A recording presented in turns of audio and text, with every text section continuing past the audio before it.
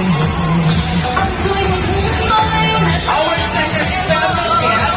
Okay, so ito na, makakasama na natin ang makakasama mo on stage. Siya naman ang paborito natin dahil she really knows how to sing and dance. Well, actually, she is the cheerleader ng barkada. Kaya naman, kung meron tayong sports, meron tayong taga-cheer. Hulaan niyo ba kung sino yan? Jollibee!